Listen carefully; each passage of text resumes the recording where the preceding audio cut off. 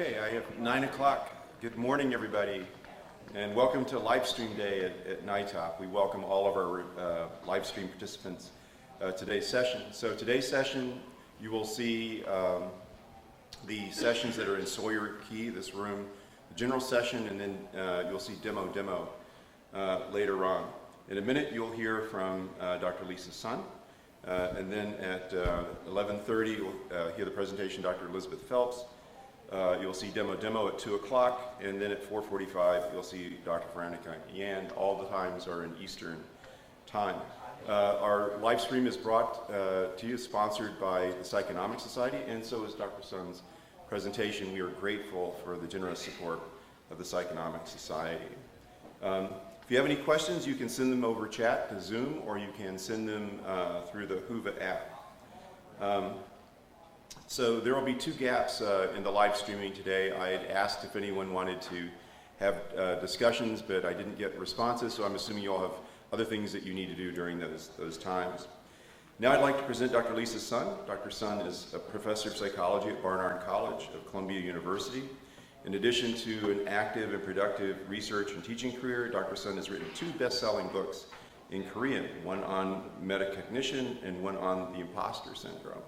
Dr. Sun's presentation is sponsored, as I mentioned, by the Psychonomic Society. She'll speak today to us on metacognition and the imposter syndrome, why teachers should take off their genius masks. Please welcome Dr. Lisa Sun. Thank you. Thank you so much. And thank you so much to everyone at NITOP and definitely the Psychonomic Society for having me here. I'm going to be talking about metacognition and the imposter phenomenon, why teachers should take off their genius masks. And this is take 2, so I'm really excited that I was able to get a practice in yesterday. When I first wrote this talk, I looked again at my title and my abstract, and I thought, oh my gosh, this is so long. Did I really want to talk about everything? So I'm going to talk kind of quickly today, because since yesterday, I skipped over a lot of slides, and I thought I'm going to make it shorter. I only took out 1 slide, because I want to talk about everything. So what I've done is I'm going to talk kind of in 4 sections based on each of the yellow highlighted words here. And I'm going to try to, or pretend to, put it all together in transition. So the first thing I'm going to talk about is metacognition. Just as a review, I know a lot of people here already know about metacognition, but this has been my area of research for the past 25 years. Metacognition, simply, it's a reflection. It's a reflection of the self. And just as we look at mirrors every day in the mirror, we might do something called monitoring, right? We look at our hair, oh, our hair looks messy. That's a monitoring judgment. And because of that monitoring judgment, we're able to decide what to do next. And that's the control process of metacognition, like, oh, I better brush my hair. This monitoring and control process, both of these are connected, and each of these separately are very important. If we don't have the right monitor, we're not going to be able to use the right control strategies. Even if the monitor is appropriate, we still could have a breakdown at the control process. And I'm going to talk a lot about the control process today throughout the talk. And the mirror of the self works the same way, right? Even though it's not an external mirror, basically what it is it's a reflection of your cognitions. When you think there's a problem, that's the monitoring. You think, oh, what should I do? What behavior should I choose to solve this problem? That's what metacognition is. Basically, all of the literature on metacognition have looked at individual learning strategies in the laboratory. And it's looked a lot like this. The monitoring is when a student is studying, ooh, I still don't understand this. I still haven't learned this. That's the monitoring process. So then they might choose a good control procedure, like I better seek more information, I better study more, allocating more time. This was very early on in the year 2000. It was actually my master's thesis that came out with Janet Metcalf, my advisor. And what you'll see here is at the time there were 46 studies on just the allocation of study, right? If we have a good monitoring process, do we then allocate it in some rational way? And what you'll see, with an exception of a few studies, most of the studies found that people selected to study the more difficult items, and that makes sense. At the very bottom, you'll see there's a few easy allocations, and that was the particular master's thesis that I did where we time pressured people. It showed that people were very, very rational. When they were under time pressure, they're only going to allocate time to study that has a chance, right, of being learned, to make it more realistic.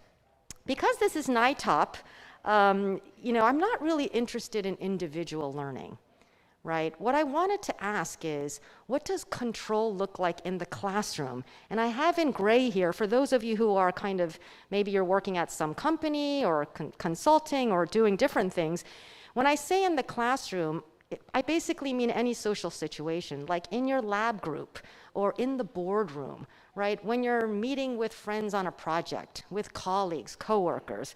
Basically, I want to look at any social situation at this metacognition, again, from a different perspective. To me, it's very much the same, right? And it's different from using a control behavior all alone when you're studying. Here's what I think it looks like. If I'm in a classroom and the teacher says something difficult and I don't get it, what is control going to look like? It's not just going to be, let me look up something, and it certainly never was before Google or Wikipedia, right? And I couldn't get onto my phone. It's very different. It's social.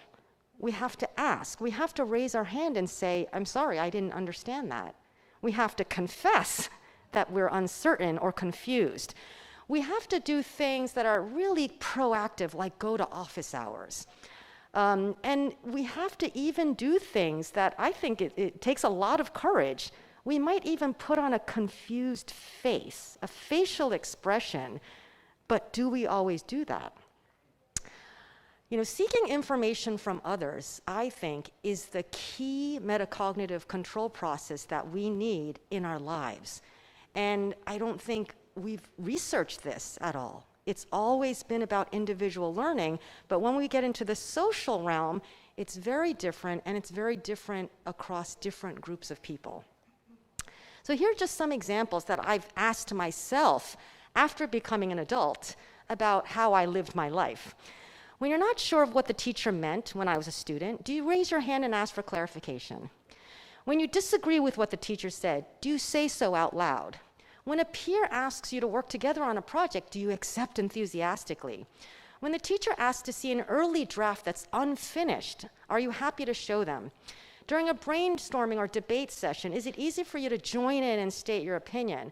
When you feel that your grade or your salary as an adult isn't high enough, do you bring it up with the teacher or your boss? The teacher can be substituted here for boss.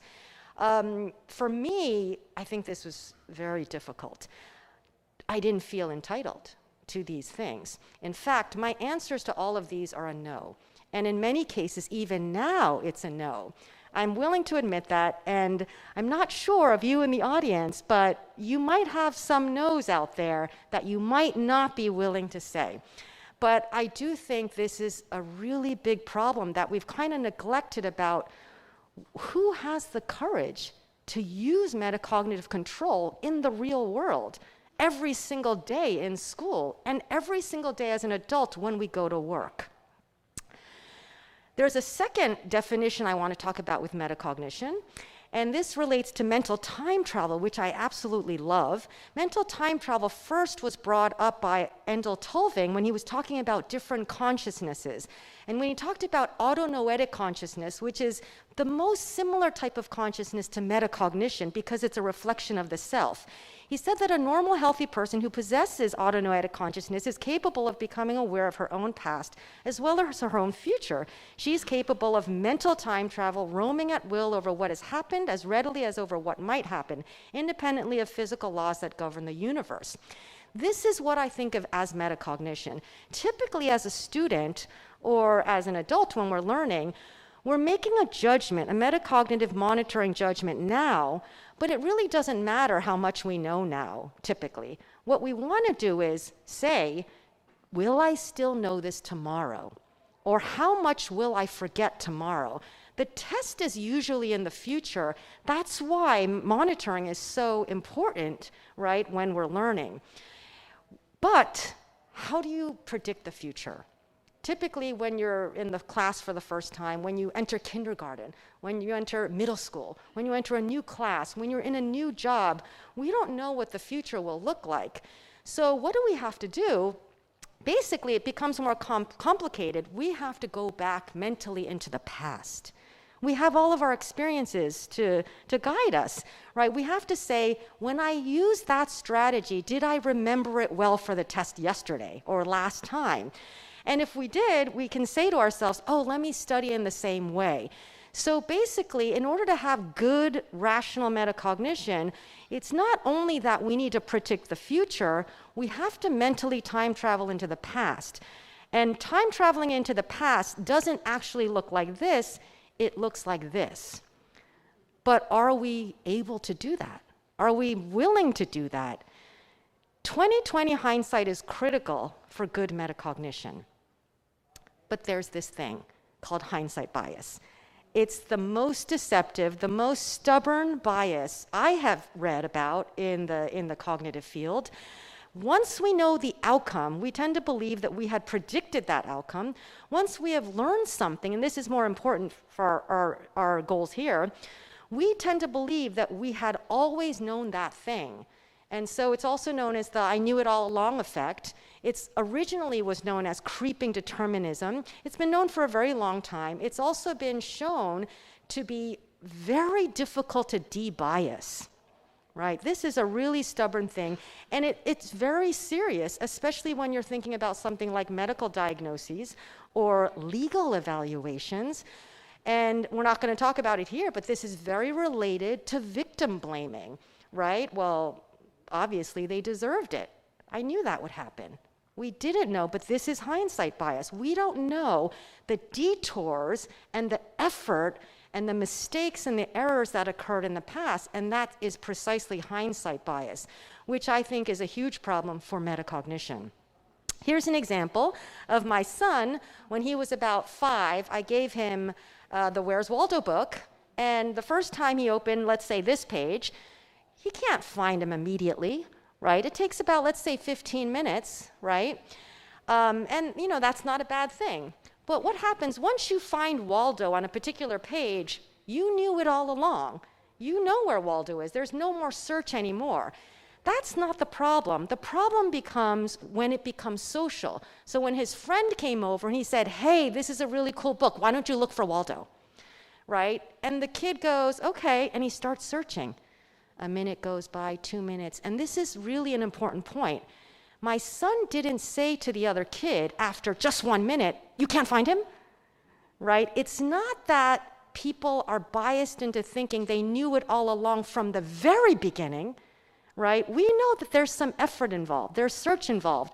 What happened is maybe after 8 minutes, you still haven't found him? It's so easy.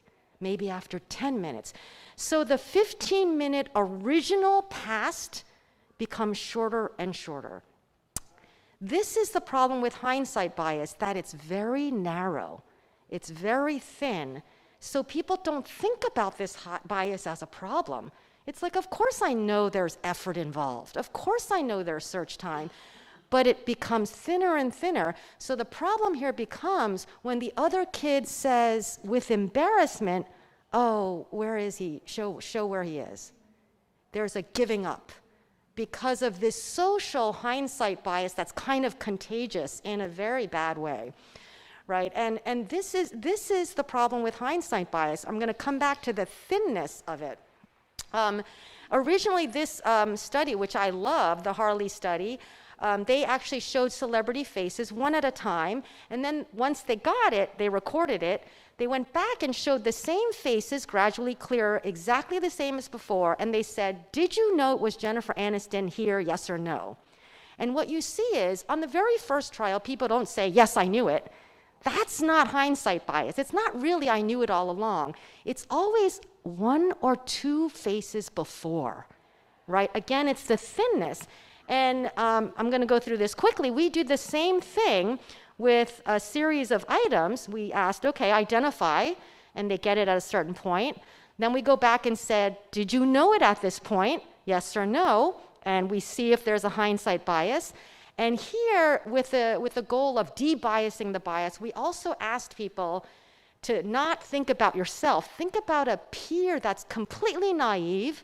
When do you think they'll get it? Do they get it here, yes or no? Trying to get out of that, right, mental bias. We also did it because we had subjects both in America and Korea for other reasons, because we're trying to think about biases that are different cross-culturally. But here are the data. Basically, you have US on the left, Korea on the right. The white bars are when they identified it. Both Americans and Koreans identified the pictures around picture 12 in this. While smaller and Korean participants both showed the hindsight bias, and this is an important point. When I talk about this to Koreans, they might say, hey, we don't have as much of a bias. No, it's narrower and more deceptive, right? They're likely to think they have no hindsight bias. And that's a real problem, and that has to be known in the right way. And sadly, judging the identification of a naive peer did not decrease the bias. Again, it's very difficult to de-bias this. Once you know it, you think you have it earlier than you actually did. So it's a very thin bias, not a thick one. So here are the 2 points I want to make for the metacognition part. Is point 1, while metacognition in the laboratory may be straightforward, metacognition in a social environment, like a classroom, can look very different. Point 2, not only do we not have 20/20 hindsight, because the bias is so thin, it's easy to believe that we do. So a new question, teachers' metacognition. Do we have it? So I'm going to talk about teachers in the second part. I've always wanted to be a teacher since I was young. This was my dream goal, and I'm so happy to be able to be a teacher. And I also thought in this way secretly, I'm going to be so great that my students learn one of the quickest and the bestest. It's just going to be awesome, right? I'm the best teacher around. I thought being the best teacher meant having the quickest learning students. And this is another bias that I think is very dangerous. I'm going to go quickly through a study that I went through yesterday, and I took too much time. But anyway, 3rd and 5th graders were given paragraphs to read, all at the right age level. They were then, so quick and slow, some of the paragraphs were very clear, so it was easy to read. Some of the paragraphs were very kind of in funky font, very grayed out, so it took a little more time, but it was still legible. Afterwards, they were given a metacognitive judgment of comprehension, which is another type of current, right, ongoing metacognitive judgment, and then they were given a multiple choice test. Right off the bat, I can tell you there was no difference in performance. But one thing that I left out is after the multiple choice test, after they finished it, we also gave them a theories of intelligence questionnaire that Carol Dweck created, entity versus incremental. And we got a range for these kids, which is in itself a very sad thing because we did see a lot of entity kids in 3rd grade. And so what we want to look at is the confidence. The confidence looked like this. If we first look at the more incremental kids, right, it didn't matter whether they took a quick amount of time or a slow amount of time to read, right? Effort is not dangerous. It's not shameful, right? They said, no, I got it. And they were right. It was rational because they did get it on performance. If you take a look at entity, yeah, when they got it with no effort, yeah, I totally understood it. However, when it took some effort, no, I don't understand it at all. It's irrational because they got the performance right on the multiple choice test. And so some people might say, well, as long as they get it, who cares? Metacognition is very important because you can imagine a kid who's an entity theorist sitting at home opening a textbook. If the font is too small, nope, I don't get it. They're not even going to start to begin to read. And I've seen this a lot with kids when they're reading at different levels. Once they get to a book with no pictures and smaller font, I can't read this, it's too hard, right? So that's really the battle. It's the metacognitive part where we, why did this come about? I think we have fostered this environment of, quickness is smartness, right? And that's really something that I've thought about a lot as I've developed as a teacher. I think teaching fast learners creates biased learners in their own metacognition, their own biases, right? And this is one of my favorite studies by Carpenter et al., where they actually made, some of you might know, made 2 videos, the same person, the same content, one fluent, the other disfluent, like looking through her notes, right? Not being a very good teacher. And this is another reason why I didn't practice this talk too much, except for yesterday, right? I was, trying to be disfluent. What they found was when they asked students, how well are you going to do on the test on this content later, they found that looking at the gray bars predicted was higher for the fluent teacher than for the disfluent teacher, but there's no difference in performance. This is a huge bias, right? And this is a great quote in their paper. Experts, whether they're skiers or teachers, can sometimes do something difficult and make it look easy. Even if a chemistry teacher struggled when he first encountered inorganic chemistry, or a skier fell 50 times on our first day skiing, these struggles are invisible to a student who's learning the information for the first time.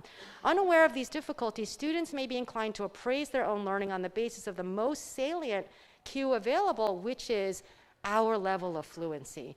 We're all experts by this time, and that's all we show. That's all we model, and I think that's the problem. So for teachers, point 1, we may be unaware of our role in a bias, the bias that students need to be quick to prove their smarts. Point 2, we strive, at least I did, to be a fluent teacher. I was always trying to be a perfectionist teacher, but this can create a disconnect with the students. So a new question, what does it mean to have a disconnect? So now I'm going to kind of make a sharp turn into masks. And it might feel a little different. Hopefully I'll get back to kind of putting it all together later on. There's a lot of different masks that we wear, including these things like, yeah, I'm faster than I was. That's the hindsight bias.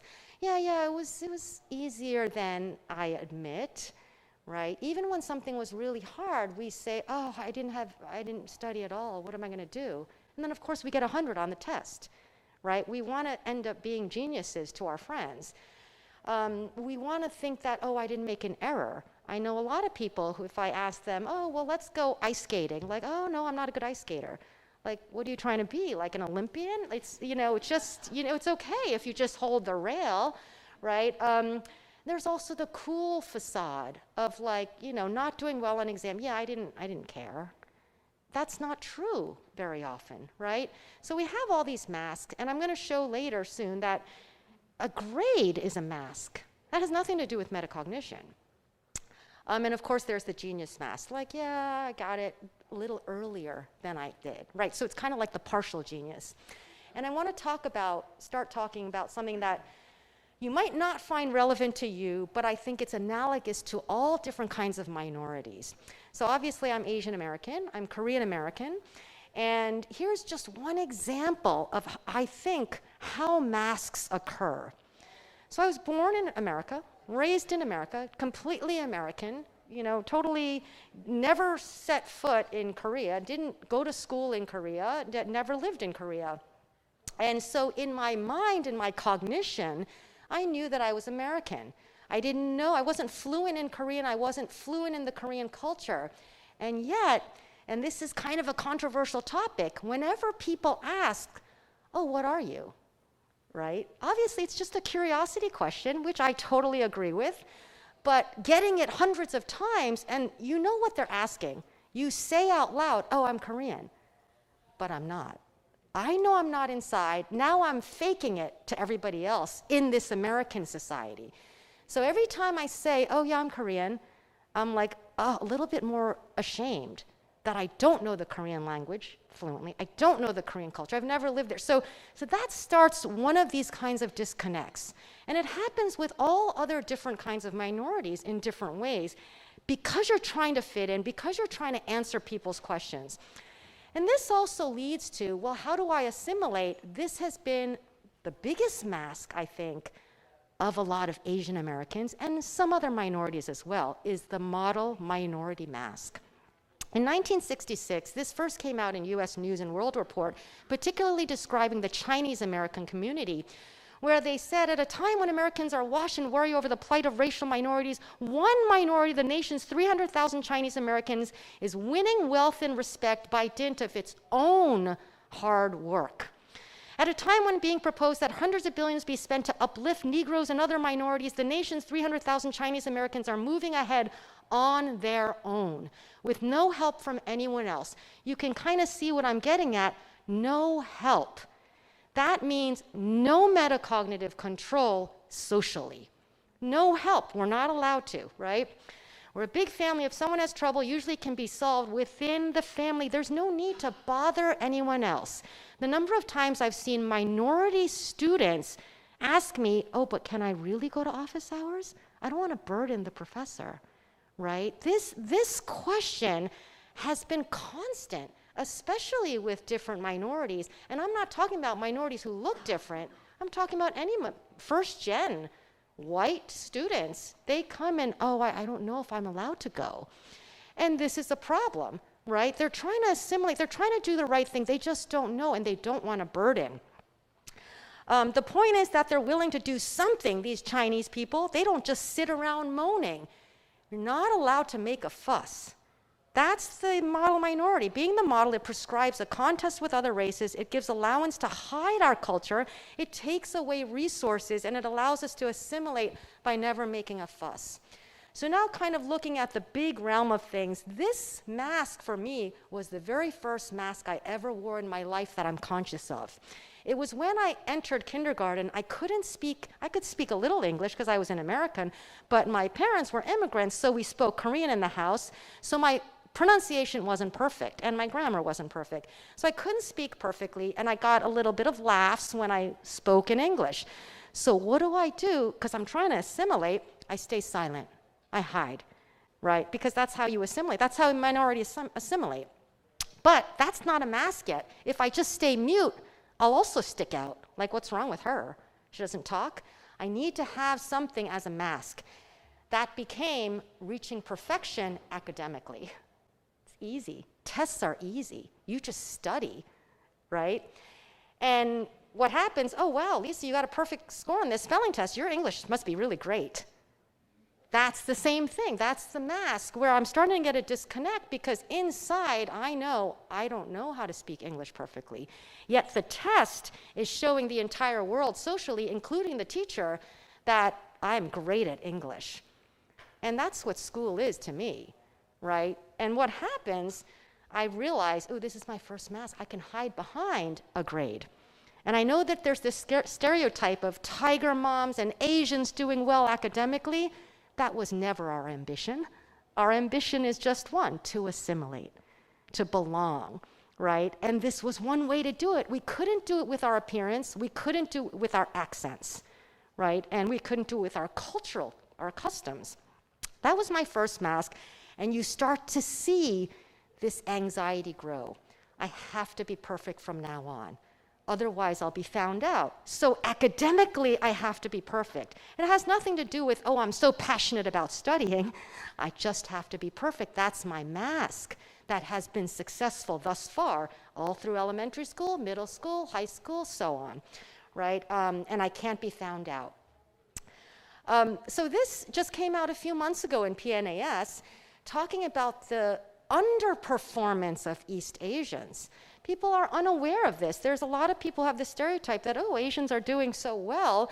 This underperformance of East Asians, mostly Japan, China, Korea, is related to low verbal assertiveness. We're still hiding. We're hiding so badly that there's a bamboo ceiling. When you actually look at the data of who are becoming leaders, there's a ceiling. Okay, we might go to college. Okay, we might go to graduate schools. We might get higher level degrees. We might get a good job. But even if we want to be leaders, which we do, we can't get to that point because we don't talk. There's no talking. And I love this book by Susan Cain, The Quiet Book. The pressure to entertain, to sell ourselves, and never to be visibly anxious keeps ratcheting up. We do it without making a fuss. Everything is fine. And I've seen a lot of everybody do that. You can't show your anxiety, right? So we're hiding behind that. We might be working all night, sweating and crying, we don't show it. We show up the next day, yeah, I finished my homework. Or we might go to the job and say, yeah, here's the paper, right? And we just do that with the thin mask. And here I wanted to bring up this because it's related to metacognition and the difficulties of cross-cultural research. If I were to ask you, how important would you rate education to be? You in the front row, what would you say? 5. You? 5. How about you? 5. How about you? 5. How about, okay, you would say 4. Anybody would say a different number? Not, okay, everyone here, maybe this is a bad, bad item. So this is how metacognitive data are collected often, right? And we use Likert scales, from 0 to 10, 0 to 100, 0 to 1,000, whatever it is. And it's been shown now many times and pretty consistently that Caucasians are more likely to use 1 and 5, the extreme points. Asians, we're a 3 all the way. We do not express our opinions in case we're different. We make sure we have allies before we say anything out loud. And I see faculty doing this at faculty meetings. It's not just an Asian thing. I see the younger faculty members doing this. I see the people of color doing this. I see women doing this when there are men in the room, right? It's, oh, well, I haven't really thought this through, but how about something like this? We're very hesitant because we're not sure about our allies. Imagine students, and imagine students in particular populations. I think this is very relevant to the problem of getting students to ask for help, to go to office hours, to kind of be that metacognitive leader, right? And as an Asian American, expressing your truth feels risky. The reason I bring this up is because there are consequences. It's not that I want to be some leader and I want Asians to be leaders. That's not it. There are consequences. For example, during COVID, we saw all the racism and hate towards Asian Americans, and most people thought it was the first time. Obviously, it's not the first time, but have we ever talked about it? No. We should be grateful just to be in America, right? It was very difficult to do. Even more difficult because I'm not bashing non-Asians. I'm actually now going to bash Asians. Is that when I decide, okay, with a lot of courage, okay, I'll do a speech. Who bashed me for not keeping quiet? The Asians. We're all different, but many are still hiding. Many are saying, no, it never happened to me. If we talk about it, if we make a fuss, if we complain, we're being found out that we're different. Whether it's appearance, language, whatever it is. And that was very difficult. This was a tweet by Pachinko author, Minjin Lee, who's also Korean American. Asian Americans are talking about anti-Asian racism at great risk and cost to our personal and professional lives. For those who are silent, right, the masked people, I respect and understand your decision, I do. For those in our own community who are denying the racism that many of us experience, cut it out. She's a real leader in trying to bring this to the forefront. And I think this is an example of what I think of metacognition as problem solving on the larger scale. It's life. We have problems that we're trying to deal with while assimilating, while working with others. I think metacognition is the key, and it's very important. But going back now into the classroom, there are also very serious consequences for learning.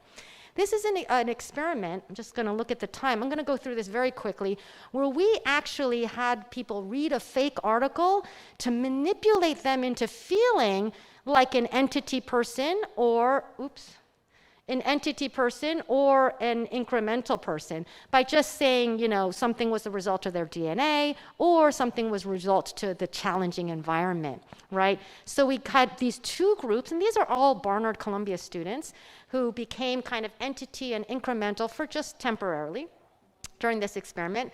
Then what we did was we made experiences for them, right? Because I'm looking at the consequences of being an entity or an incremental person, but what happens when you're given feedback, right? This is going back into the past, mental time travel. So for example, we gave some subjects very easy questions, like which country has the largest population in the world?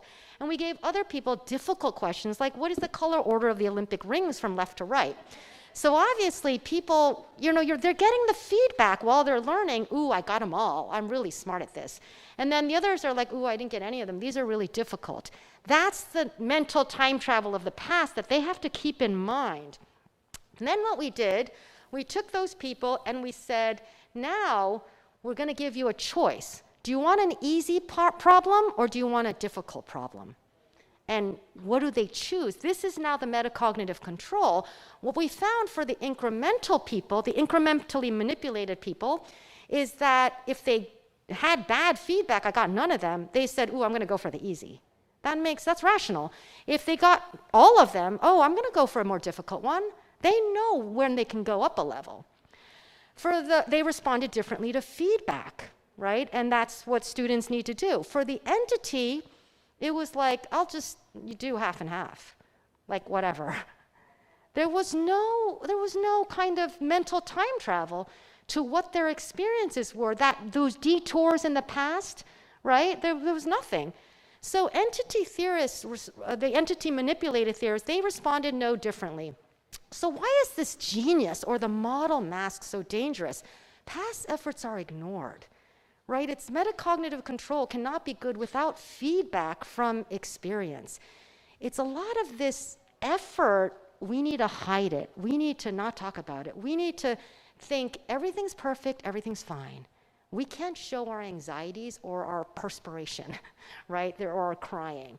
And I think that's the problem. So there are 2 points for masks. Point 1, students may be wearing different masks, being under the illusion that genius or model is what is expected or desired. And of course, there's lots of different masks. I don't think all masks are bad, but it gets bad when you can't learn. Point 2, especially with the perfection mask, feedback cannot be sought, or another way to put it, efforts are ignored, right? And that's really the problem. So a new question, how can we take off the masks? And I'm going to talk about imposter now. Imposter was first brought out by Clancy and Imes in 1978. And I know that Stephen, when he was introducing it, he kept saying imposter syndrome. We know it's not a syndrome anymore, and I'm going to talk about that. But it's really a way to assimilate. It's probably not intentional, right? It wasn't really intentional for me when I started wearing my academic mask, right? Here's another example. Albert Einstein, we think of him synonymous with the word genius. He didn't want that intentionally. Here's a quote 6 months before he died in an interview. "The exaggerated esteem in which my life work is held makes me feel very ill at ease. I feel compelled to think of myself as an involuntary swindler, like a fraud." And then 6 months later, he died. Everyone went to clean out his home, and what did they find? Failure after failure. Right? He knows his failures and efforts, but the rest of the world doesn't. That's the disconnect. Same with Maya Angelou. I've written 11 books. We see the performance. That's it. Right? But each time I think, uh-oh, they're going to find me out now. I've run a game on everyone, and they're going to find me out. Obviously, we can't see the efforts, but it's unintentional. She can't show all of her efforts. We have to believe it. Right? This is the genius imposter, and Clance, when they came out with this scale, here are some of the items that are on the scale. I can give the impression that I'm more competent than I really am. That's when you start seeing the anxiety of the imposter. Sometimes I'm afraid others will discover how much knowledge or ability I really lack. Right? Sometimes I feel or believe that my success in life or my job has been the result of some kind of error, and these are also on Likert scales. I just want to point out here, there's not a lot of work on imposterism, and I can imagine it's because imposters are still hiding. You can easily lie on this. I've hidden all my life. Nobody knew I was an imposter. I'm like the perfect imposter, right? So, this is the imposterism scale, and I think this is the problem. Oh, so 2 previous talks that made me want to add a slide here was Kathleen Bogart's talk on we need to teach disability, right? And Danae Hudson's talk on the teaching slam, taking the anxiety out of teaching about anxiety disorders. It used to be called imposter syndrome, and it still is for the layperson. But the syndrome is gone, and that's because over 70% of people have been found to be high on the imposterism scale. I think this is a low estimate. Again, I think people aren't saying, and I'll show you another example of that.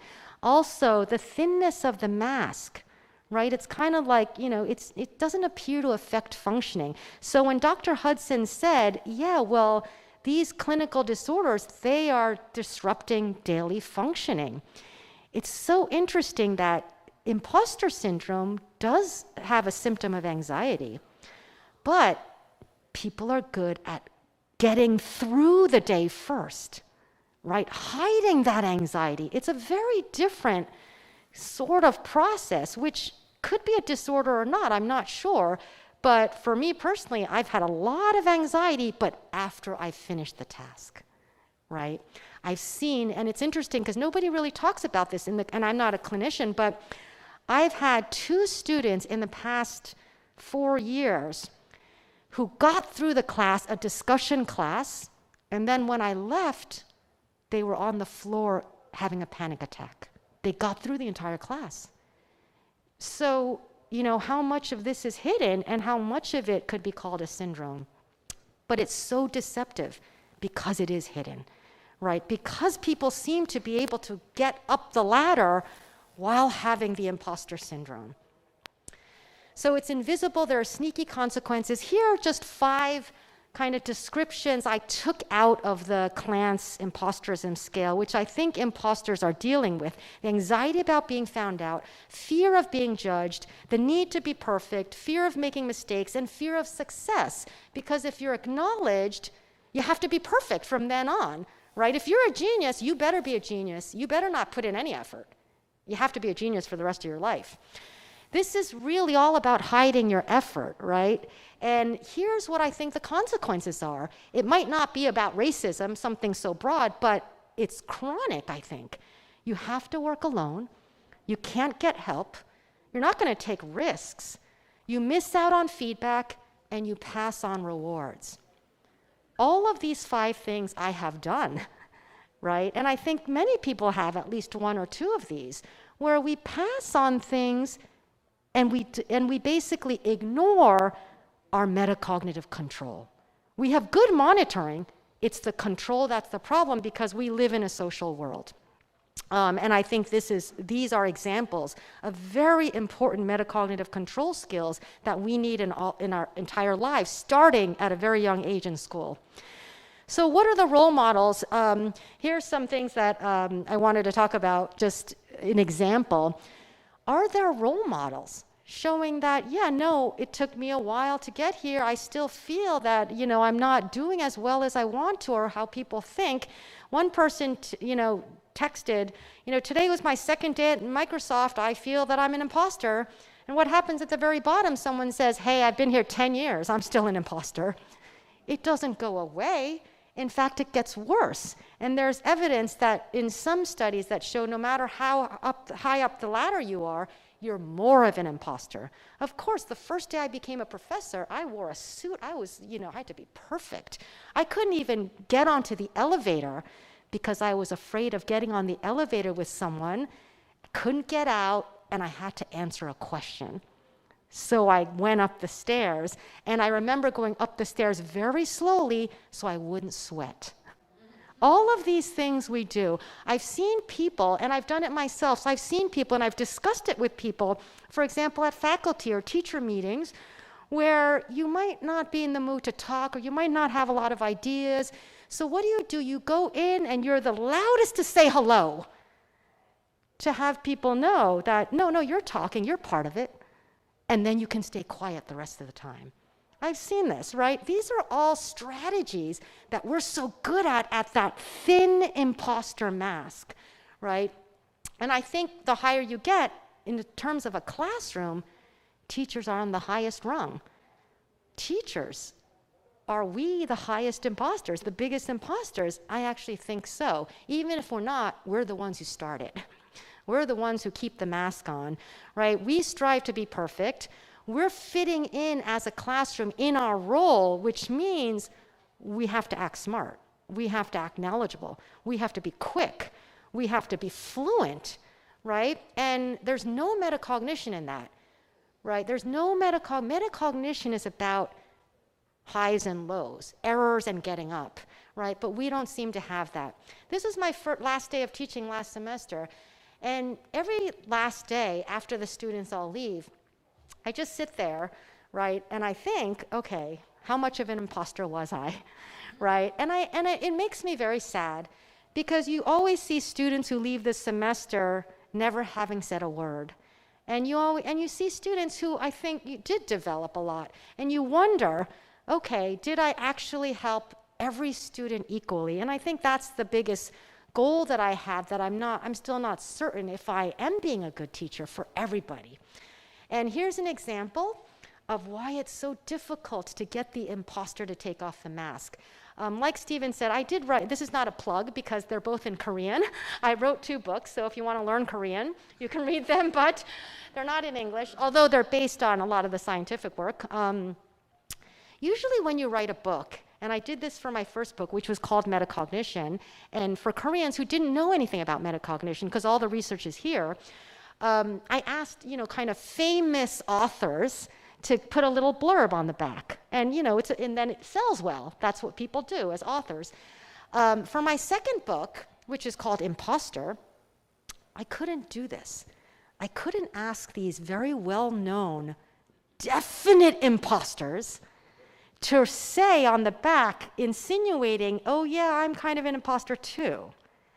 That's not fair, right? It's my time to say what I want to say and that I've gone through this, but I don't want to do that. So what I decided is to ask all of my Korean-speaking students that I've had in the past 20 years, I sent them the manuscript and I said, would you be willing to say kind of, oh, I understand this, and yeah, I've been an imposter too. And a lot of people said, yes, definitely. 3 students, they're not famous anything. 3 students said, I totally get it. I'm totally an imposter. Please don't write my name. It's scary. It was definitely scary for me to write this book, especially in the Korean community that I'm not really assimilated into. But I think this kind of hidden nature of the imposter is the reason why we don't think this is a very big problem. But in my personal life, it's been my biggest problem. That's it, right? So it's really an imposter culture, and I think that the teacher is often the source, the expert is often the source, the boss is often the source. And here's some examples. Let's just look at the time. Just one example. So I'm also a mother, and when my son was 4 or 5, he said, oh, I want to learn how to tie my shoelaces. And I said, okay. And as the perfect mother, I went down very slowly, but very perfectly, I tied the shoe. What did he see? Perfection. So of course he tries it, and after 1 second, he messes up and he goes, ah! And I thought to myself in that moment, oh, I did it wrong. But, rather than getting into a fight and getting all anxious about it, I kind of laughed and I said, oh my gosh, you're so funny. This takes like 2 months. You did it for like 2 seconds. What are you trying to be, like a shoe tying god? And then he got it. Just these simple realities, even if I don't remember how long it took me the first time, but to give the reality, of course it doesn't take 2 months. He got it within maybe 2 days. But in order to get past that frustration of being perfect from the beginning, we have to change. And there's other examples I'm just going to go through that. So point 1 for imposter, we're not intentional imposters, but we take on the consequences, like avoiding good metacognitive control. And I think an imposter culture may be fostered by the need to hide typical learning, which is slow, difficult, effortful, as we move up the ladder. We're supposed to act like perfect experts. So final question, what can be done to shatter this imposterism culture if that's our goal? And I hope it is for a lot of you now. Full confession, I don't really know, and there might not be one answer. I'm just going to go through a few things which I think has to do with equality.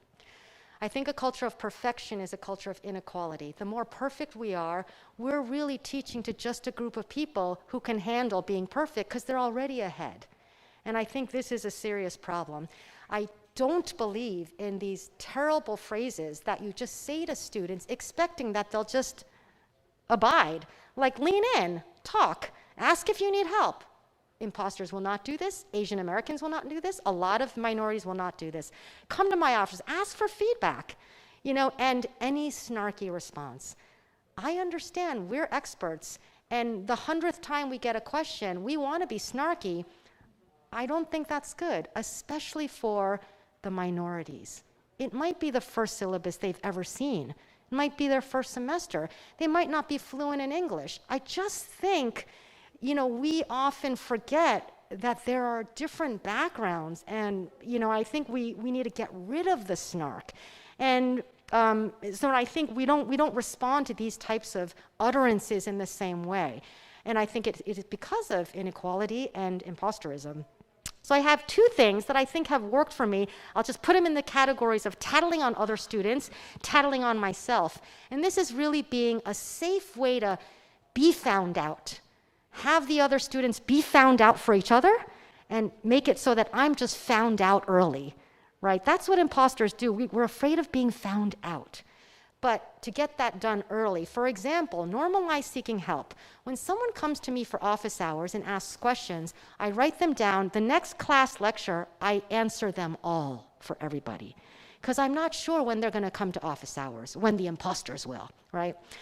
Board work, I never ask who got number 2, do it on the board. I always ask who didn't get it, and we do it together. There's no shame.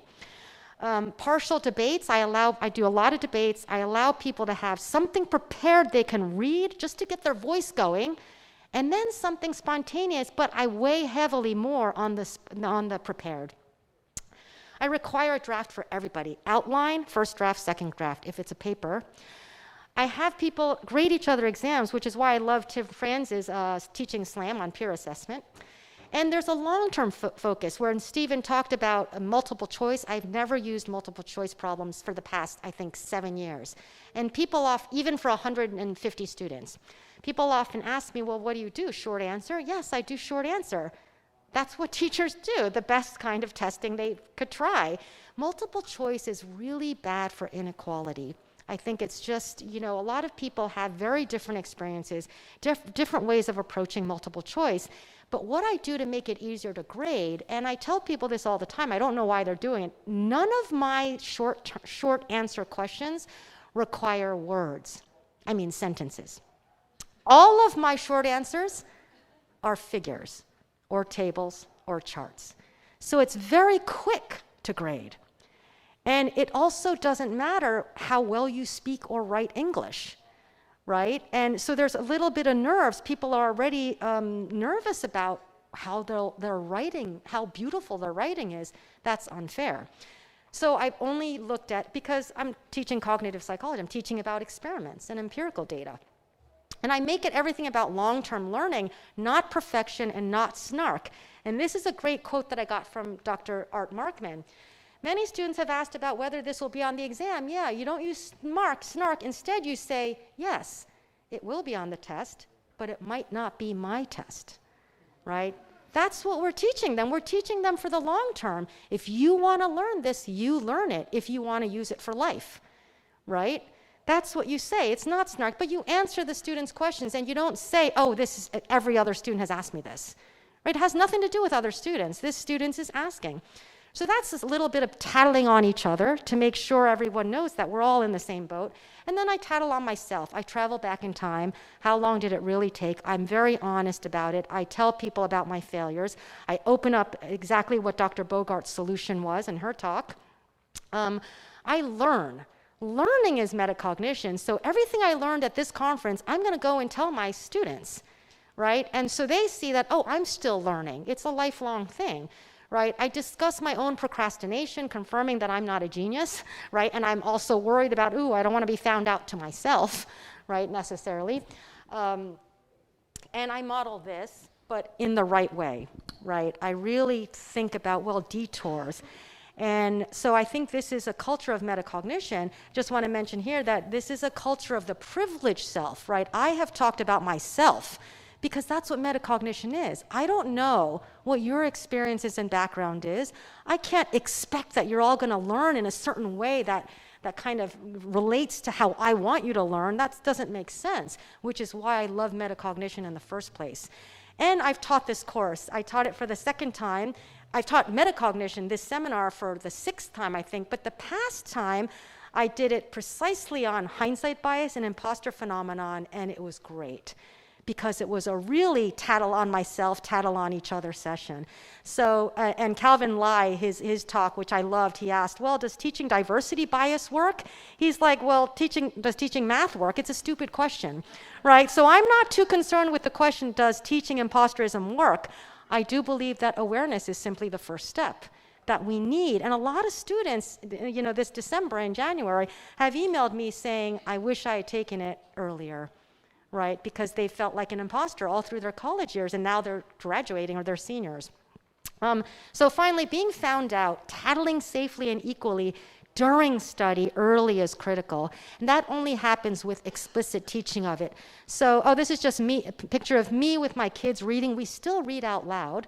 I think it's a great tattle strategy. I don't know every word in the English language, right? So we teach each other.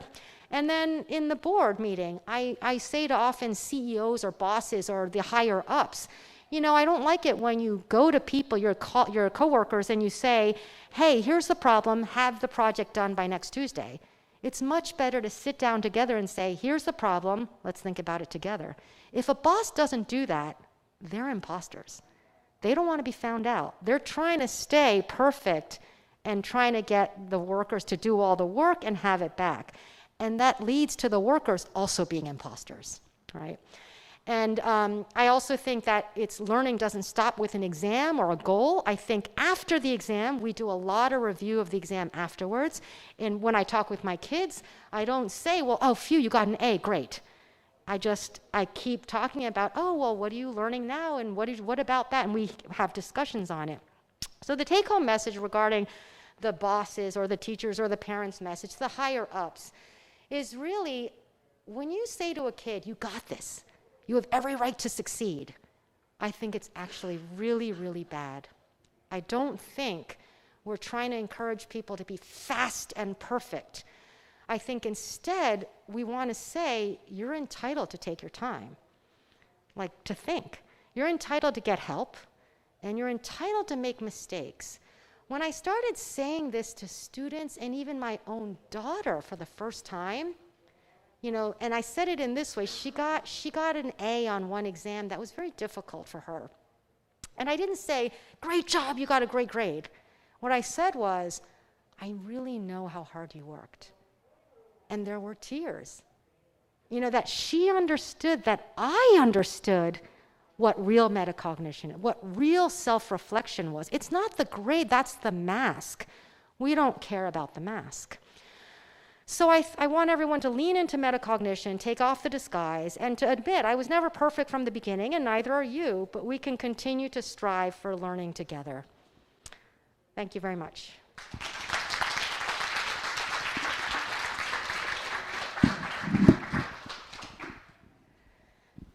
Probably have time for one, or maybe just one question, actually, and then you'll be available for questions during the conference. Absolutely. Yeah. Yes? Oh. We've got some people on the live stream who won't be able to hear you. So going back to the Waldo, where's Waldo? Oh, yes. If you have that situation happening where I have a 3 and a 4-year-olds that are constantly competing, how do you stop the other one from making the one that can't get it? Oh, I say it directly. Like, when my son says to another person, oh my gosh, you still can't find him? I go in directly between them and I say, nope, you can't show him, and you took a much longer time. I respond with the actual learning time. And then I say to the other kid, you know what? He took about 15, 20 minutes. People take different amounts. I want you to get it until you can get it, because I know you can. Well, that's what I do. I make them not. Yeah, it's but I very thought hard. I was being rude. And I being think it's very hard. I have this very funny, not funny, I think I can be very scary especially in front of other parents. I did a book club for my kids for 5 years on Saturdays for, all of our 3 years old to 7 years old for 5 years. And one time they were doing this assignment after reading a book, and one of the other kids said, "Oh my gosh, you're still not done?" to my daughter. And she started getting a little embarrassed. And I think I waited a long time, 3 seconds, for the mother to say something to her daughter. After 3 seconds, nothing. I went right in. And I said to that little girl, "Are you the fastest on everything in the world?" And I didn't care what the mother thought. And plus, we were all Korean, and I was the oldest. So hierarchically, it's okay. I know the Korean culture in that sense. So, but you have to do that. But that girl learned immediately, and I think she got a little scared of me. But of course, I was kind to her after that. So, and they're all now in high school. But yeah, I think it's very important to be firm and realistic, but also supportive. Yeah. Thank you again. One more round of applause. Thank you so much. Thank you.